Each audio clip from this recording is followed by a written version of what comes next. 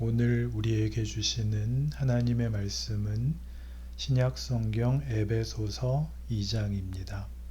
에베소서 2장 20절부터 22절 말씀을 함께 보시겠습니다. 제가 읽겠습니다. 너희는 사도들과 선지자들의 터 위에 세우심을 입은 자라. 그리스도 예수께서 친히 모퉁이 돌이 되셨느니라. 그의 안에서 건물마다 서로 연결하여 주 안에서 성전이 되어가고 너희도 성령 안에서 하나님이 거하실 처소가 되기 위하여 그리스도 예수 안에서 함께 지어져 가느니라. 아멘. 구약 시대의 이스라엘 백성을 부르신 하나님은 그들에게 거룩함을 요구하십니다. 내가 거룩하니 너희도 거룩할지어다 라고 말씀하셨고, 신약에서 예수님도 산상설교를 마치면서 이런 동일한 말씀을 하십니다. 하늘에 계신 너희 아버지의 온전하심과 같이 너희도 온전하라. 이처럼 신자의 거룩함과 온전함은 성도를 향한 하나님의 목적입니다. 그러니 하나님의 의지와 계획 속으로 부르심을 받은 자들은 그렇지 않은 자들과 구별되는 내용을 지녀야 합니다. 그렇지 않으면 신자의 신앙생활은 현실에 발을 딛지 못한 채 일종의 말잔치에 그치고 말 것입니다. 많은 신자가 자주 걸려 넘어지는 부분이 바로 여기입니다. 실제 삶으로 드러나는 신앙의 모습은 전혀 없으면서 나는 신앙적인 바람과 진심과 열정이 있다 라고 목청을 높이는 데만 급급한 것입니다. 마치 학생이 공부를 열심히 하자 하는 것과 실제로 열심히 해서 좋은 성적을 내는 것이 다르듯이 현실을 살아내는 일을 신앙적인 말을 많이 하는 것으로 대체하려고 합니다. 신앙적 바람과 자신의 진심을 간절하게 표현하는 것뿐인데도 그럴듯한 신앙 용어를 사용하는 것으로 자신은 믿지 않는 자들과 이미 구별된 삶을 살고 있다고 여깁니다. 이런 태도는 성경이 제시하는 바와 매우 다릅니다. 성경이 신자와 불신자를 구별하는 기준으로 제시하는 것은 생명입니다. 신약성경 디도서 3장에 생명 없는 불신자의 모습이 이렇게 묘사되어 있습니다. 너는 그들로 하여금 통치자들과 권세 잡은 자들에게 복종하며 순종하며 모든 선한 일 행하기를 준비하게 하며 아무도 비방하지 말며 다투지 말며 관용하며 범사의 온유함을 모든 사람에게 나타낼 것을 기억하게 하라. 우리도 전에는 어리석은 자요 순종하지 아니한 자요, 속은 자요, 여러 가지 정욕과 행락에 종노릇한 자요, 악독과 투기를 일삼은 자요, 가증스러운 자요, 피차 미워한 자였으나 불신자는 어리석은 자, 순종하지 아니한 자, 속은 자, 정욕과 행락에 종노릇한 자, 악독과 투기를 일삼고 가증스럽고 서로 미워하는 자로 묘사되어 있습니다. 우리는 죄를 윤리 도덕적 기준에서 설명하려는 경향이 있어서 죄의 본질이 어떤 구체적인 나쁜 짓이나 부도덕한 일을 저지르는 데 있다고 생각합니다. 그러나 성경은 옛사람의 모습을 윤리나 도덕의 관점에서 묘사하지 않습니다. 성경이 묘사하는 죄인의 모습은 생명이 없어서 썩어가는 모습입니다. 에베소서 2장을 봅시다. 에베소서 2장 1절. 그는 허물과 죄로 죽었던 너희를 살리셨도다. 그때 너희는 그 가운데서 행하여 이 세상 풍조를 따르고 공중의 권세 잡은 자를 따랐으니 곧 지금 불순종의 아들들 가운데서 역사하는 영이라. 전에는 우리도 다 그 가운데서 우리 육체의 욕심을 따라 지내며 육체와 마음에 원하는 것을 하여 다른 이들과 같이 본질상 진노의 자녀이었더니 신자도 전에는 본질상 진노의 자녀이며 허물과 죄로 죽었던 자였습니다. 부도덕한 일을 저지른 결과 죽게 된 것이 아니라 이미 죽어 있는 상태였습니다. 죽어 부패한 모습이 부도덕함으로 나타났던 것입니다. 생명이 없으니 사망이 왕노릇을 합니다. 생명이 있는 것과 생명이 없는 것은 어떻게 다를까요? 생명이 없는 것은 그대로 두면 저절로 썩습니다. 바람이 불면 바람이 불어서 썩고, 비가 오면 비가 와서 썩고, 해가 나면 해가 나서 썩습니다.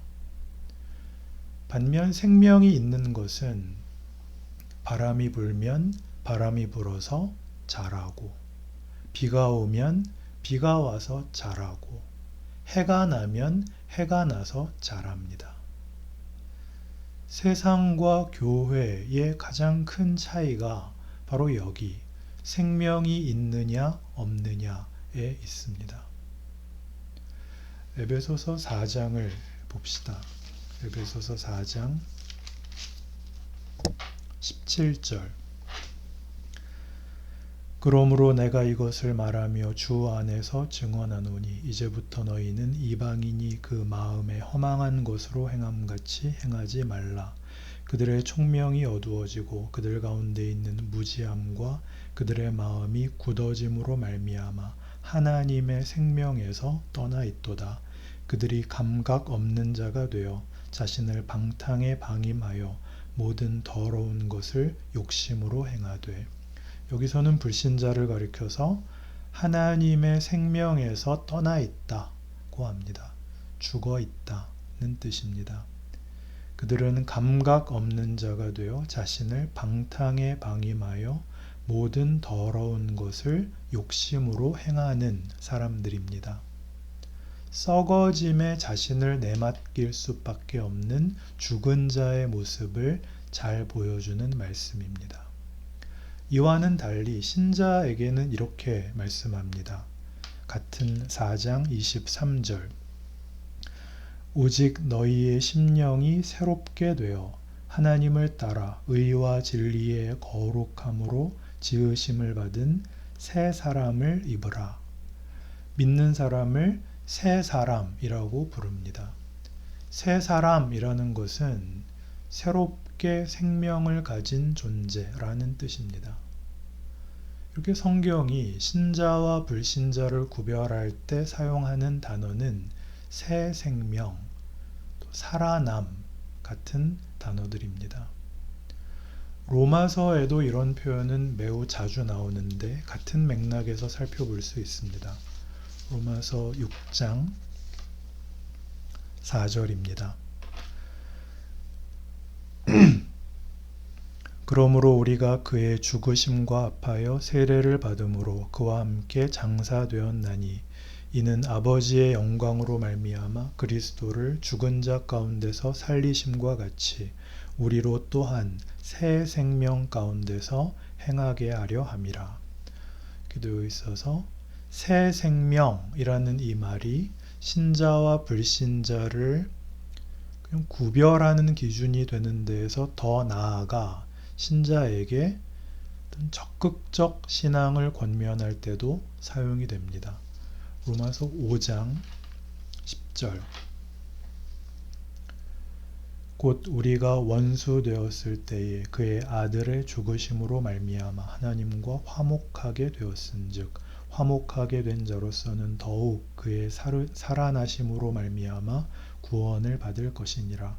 그뿐 아니라 이제 우리로 화목하게 하신 우리 주 예수 그리스도로 말미암아 하나님 안에서 또한 즐거워하느니라. 새 생명을 얻은 자는 하나님과 화목하게 됩니다. 또한 예수로 말미암아 즐거워한다. 하나님 안에서 즐거워하게 됩니다. 그런데 화목하고 즐거워하는 것이 전부가 아닙니다. 더 깊은 내용을 제시합니다. 베드로 전서 2장으로 가보겠습니다. 베드로 전서 2장 9절 유명한 말씀이 나옵니다. 그러나 너희는 택하신 족속이요 왕같은 제사장들이요 거룩한 나라요 그의 소유가 된 백성이니 이는 너희를 어두운 데서 불러내어 그의 기이한 빛에 들어가게 하신 이의 아름다운 덕을 선포하게 하려 하심이라. 너희가 전에는 백성이 아니더니 이제는 하나님의 백성이요 전에는 긍휼을 얻지 못하였더니 이제는 긍휼을 얻은 자니라.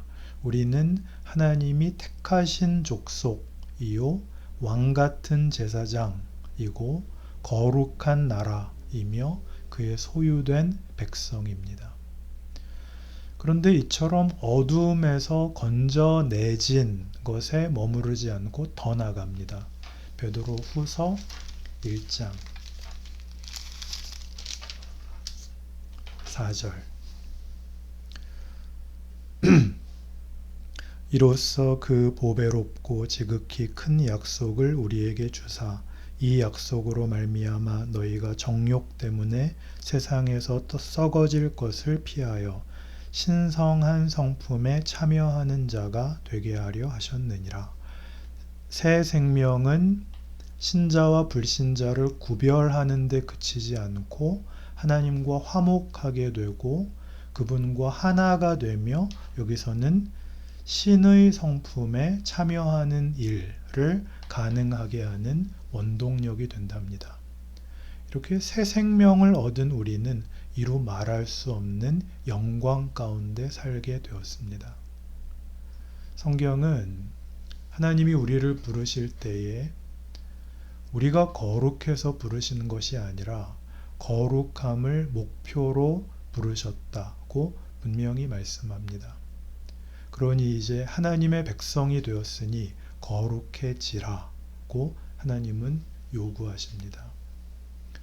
물론 우리는 온전함과 거룩함이라는 목표에 아직 도달하지 못한 것이 분명합니다. 믿는 이들이 믿지 않는 이들보다 윤리 도덕적으로 더 깨끗하지 않은 경우가 너무나 많습니다. 그러나 우리에게는 믿지 않는 자들과 분명히 대조되는 점이 하나 있습니다. 그것은 우리에게 생명이 있다는 사실입니다. 성경이 구원을 얘기할 때 생명의 탄생과 연관지어 계속 말씀하는 이유는 생명에는 자라남이 있기 때문입니다. 교회를 생각할 때는 언제나 이 자라남이라는 문제를 염두에 두어야 합니다. 우리는 예수를 믿고 있다는 사실 하나만으로 이미 신앙의 결승점에 도달했다고 오해할 때가 많습니다. 이 오해에서 많은 갈등이 생겨납니다. 신자가 자주 실패하는 시험 가운데 하나가 예수를 믿는데도 왜 나는 아직 이 모양일까 하는 자책입니다. 신앙이 자라나고 있다는 사실을 간과할 때 생기는 질문입니다. 거룩함과 온전함을 목표로 우리를 부르신 하나님은 우리가 예수 그리스도를 구주로 영접한 그 자리에서 시작하여 결국 거룩함과 온전함의 자리까지 이르도록 인도하십니다. 에베소서 4장 15절 오직 사랑 안에서 참된 것을 하여 범사에 그에게까지 자랄지니라. 그는 머리니 곧 그리스도라. 자라라. 그런데 자라나는 과정에는 언제나 갈등이 있습니다. 당연한 일입니다. 바울이 고린도 교회에 보낸 편지 고린도 전후서를 보면 고린도 교회에는 아주 중대한 죄악들이 있었다는 사실을 알 수 있습니다. 파당으로 인한 분열, 중대한 성적 범죄, 우상 숭배, 각종 불화와 소송, 다양한 은사를 두고 벌이는 각축전도 있었습니다. 마치 요즘도 가끔 뉴스에 등장하는 교회와 관련된 추잡한 이야기들의 총합체 같습니다. 그런데 이런 심각한 문제들이 있음에도 사도 바울은 서슴지 않고 그들을 성도라고 칭합니다. 너희는 교회도 아니다. 너희는 교인도 아니다. 그러지 않습니다. 고린도에 있는 하나님의 교회, 곧 그리스도 예수 안에서 거룩하여지고 성도라 부르심을 받은 자들에게 하나님 우리 아버지와 주 예수 그리스도로부터 은혜와 평강이 있기를 원하노라. 어떻게 그럴 수 있을까요? 고린도전서 3장에 그 답이 나옵니다. 고린도전서 3장 1절입니다. 형제들아, 내가 신령한 자들을 대함과 같이 너희에게 말할 수 없어서 육신에 속한 자, 곧 그리스도 안에서 어린 아이들을 대함과 같이 하노라. 내가 너희를 저주로 먹이고 밥으로 아니하였노니 이는 너희가 감당하지 못하였음이거니와 지금도 못하리라. 신자는 신자인데 육신에 속한 신자가 있다고 합니다. 신자라고 하는데 하는 행동은 안 믿는 사람과 방불합니다. 그렇게 행동하는 이들을 사도 바울은 어린아이라고 표현합니다. 하나님이 요구하시는 거룩함과 온전함에 이르는 일은 시간이 걸리는 일입니다. 믿자마자 바로 이루어지는 일이 아닙니다. 그 온전함에 이르기까지 씨름하듯 자라나야 하는 과정이 필요합니다. 이 과정을 위하여 하나님이 허락하시는 것이 교회입니다. 그래서 교회에는 어린아이 같은 신자들로 가득 차 있습니다. 성경은 그 교회를 향해 자라나라고 요구합니다.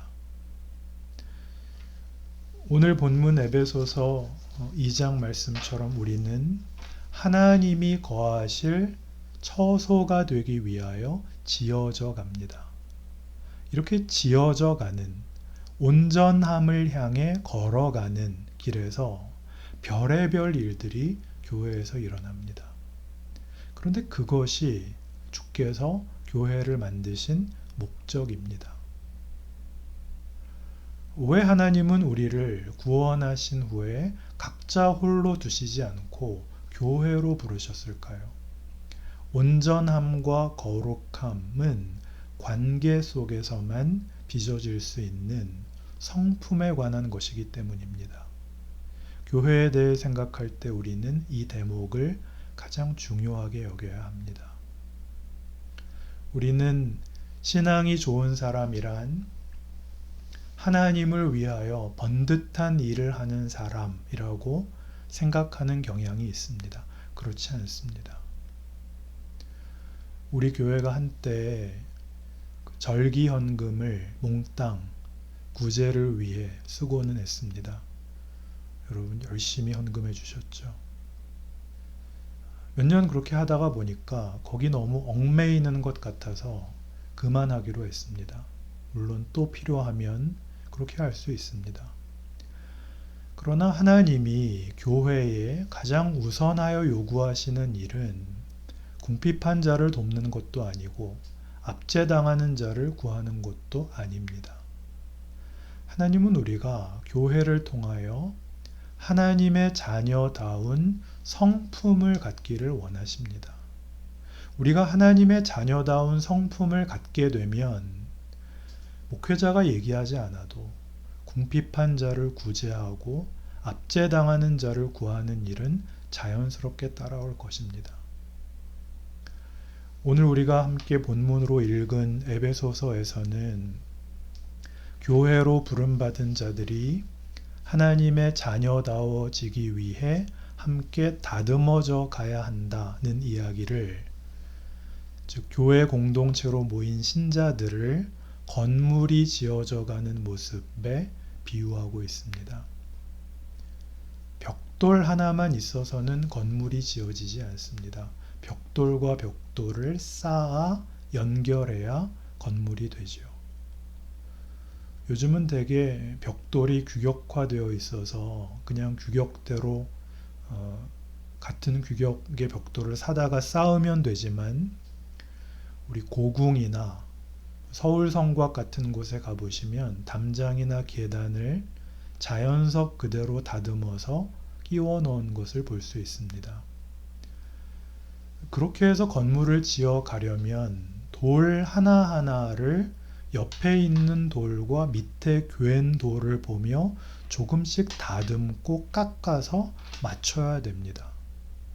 때로는 깎을 수 없는 돌도 만납니다. 그럴 때는 이미 자리 잡고 있는 주변의 돌들을 깎아서 새로운 돌이 들어갈 공간을 만들어 주기도 합니다. 이것이 교회를 통해 하나님이 의도하신 우리가 자라가는 과정입니다. 어느 교회나 고슴도치와 밤송이들이 있습니다. 그래서 많은 분들이 교회가 그런 곳일 줄 몰랐어 하며 실망합니다. 교회에 오면 머리 위에 천사의 고리가 생기고, 열심히 기도하면 비를 맞아도 옷이 안 젖을 줄 알았죠.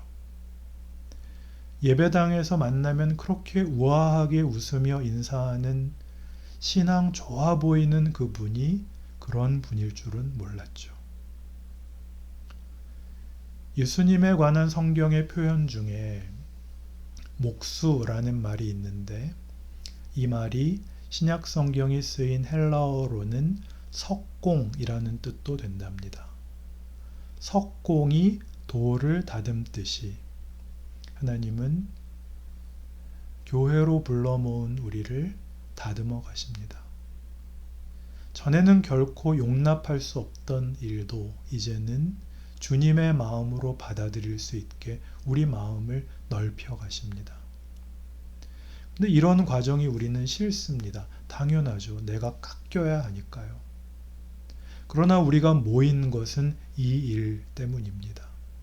내 눈에 꼴 보기 싫은 사람, 얄미운 사람, 감당 못할 사람들이 교회에 있어서 매주 나 자신이 깎이는 뼈아픈 경험을 하게 될 것입니다.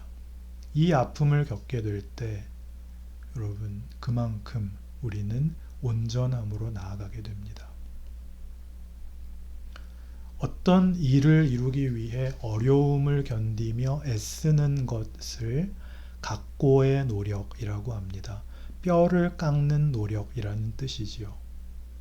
뼈가 깎이니 얼마나 아프겠어요.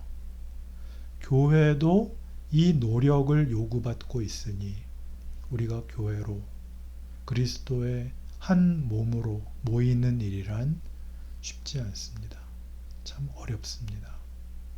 그러나 그만큼 영광스럽고 명예로운 일이라는 점을 기억하시고, 지금은 우리가 코로나로 인해서 물리적으로 못 모이고 있지만 우리 마음으로, 그리고 언젠가 다시 모이는 날 이제 열심히 서로를 견딤으로 그 길을 향해 나아가는 우리 하늘소망 가족들이 다 되시기를 바랍니다. 기도합시다.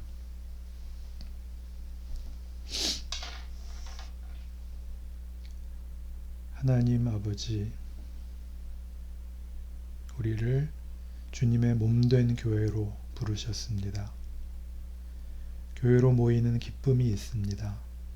그러나 온전함을 향해 자라나며 겪어야만 하는 각고의 갈등이 있습니다. 여기에서 다듬어져 가며 여기에서 성숙하고 온전해지기를 주님께서 바라십니다.